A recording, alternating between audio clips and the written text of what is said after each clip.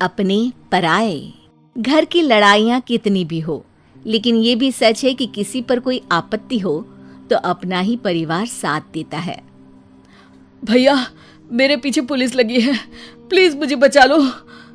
रवि और राज दो भाई, लेकिन दोनों में कभी नहीं पटी। अरे क्या हुआ छोटे, क्या कर दिया तूने? अरे कुछ नहीं भैया, मेरा दोस्त है ना राजू, वो मुझे लेकर बैंक गया था। मुझे नहीं पता भैया कि वो वहाँ बैंक लूटने जा रहा है। मैं उसके साथ बैंक में घुसते ही सीसीटीवी कैमरे में दिख गया हूँ। अब पुलिस मुझे ढूंढ रही है भैया, मुझे बचा लो। राज कुछ सोचता है, फिर कहता है, ओके, तुम यहीं रुको, मेरा एक दोस्त पुलिस में है, मैं बात करता हूँ।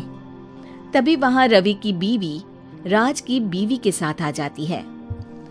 तुम लोगों के घर जब तक पुलिस का आना जाना है, बच्चों को यहीं छोड़ दो, उन पर असर ठीक नहीं पड़ेगा। तभी वहाँ पुलिस आ जाती है। चलो चलो, कौन है रवि, थाने चलो। मैंने कुछ नहीं किया, मुझे कुछ नहीं पता। अरे वो तो पुलिस स्टेशन चलकर ही पता चलेगा कि कुछ पता है कि नहीं, चलो। कहानी का फ्लैशबैक।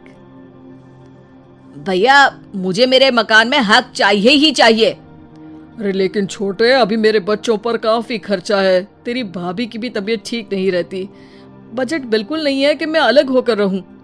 देख लो भैया, 1 महीना है तुम्हारे पास, जल्दी से घर खाली कर दो।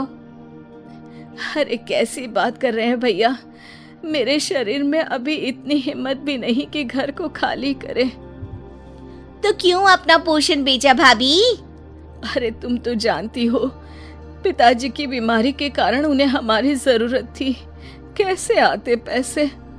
ससुर जी तो बूढ़े थे भाभी, उनकी बीमारी में भी पैसे लगाना कौन सा अकल का काम था। तो क्या पिताजी को मैं मरने के लिए छोड़ देता?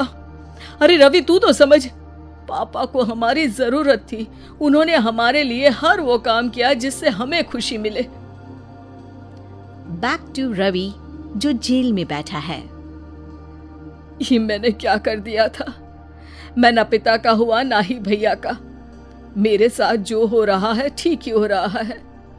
तभी वहां पुलिस वाला आता है। रवि, तुमसे कोई मिलने आया है। भाभी, आप यहाँ क्यों आई? पुलिस स्टेशन है ये भाभी।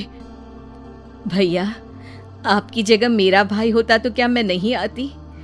अच्छा, ये खाना ले लीजिए, खा लीजिएगा। आपके भैया लगे हैं वकीलों और पुलिस वालों से बात करने में, डरने की कोई बात नहीं, जब आपने गुनाह किया ही नहीं तो सजा भी नहीं मिलेगी। रवि भाभी को देखकर रोने लगता है। घर में साक्षी चुपचाप बैठी होती है कि तभी सोनम कहती है, अरे साक्षी, क्या हुआ, परेशान क्यों हो रही हो? भाभी, अभी अभी पुलिस स्टेशन से खबर आई है, इन्हें बड़े जेल में शिफ्ट किया जा रहा है, मैं क्या करूंगी भाभी? रो मत, हम अच्छे से अच्छा वकील करेंगे। लेकिन उसमें तो बड़े पैसे लगेंगे दीदी, हम इतना पैसा कहाँ से लाएंगे? अरे क्यों, ये मकान है ना, और मेरे कुछ गहने भी है। साक्षी की आंखों में पानी आ जाता है। पर दीदी, ये तो आप और भैया की मेहनत की कमाई है।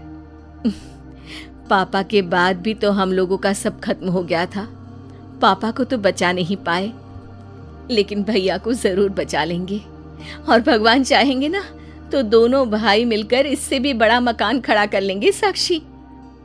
थोड़ी देर में राज वहां आता है।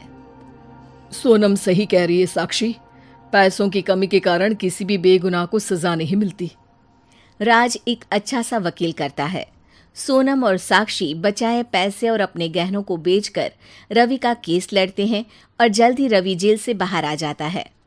रवि राज को गले लगाकर कहता है, भैया मुझे माफ कर दो, मुझे साक्षी ने सब कुछ बताया है। भैया, आपने मुझ पर विश्वास किया, मेरे लिए दिन रात मेहनत की, भाभी ने अपने गहने तक बेच दिए। भैया, आपने तो पापा के लिए भी पैसे नहीं देखे, लेकिन मैं बहुत ही सेल्फिश निकला। भैया, एक आखिरी बार मुझे माफ कर दो, मैं शर्मिंदा हूँ। अरे भाई, अपने तो अपने ही होते हैं, पापा ने हमारे लिए क्या नहीं किया ये तुम्हें बताने की ज़रूरत नहीं है मुझे। और फिर तू तो मेरा भाई है, पैसे से बढ़कर रिश्ते होते हैं भाई।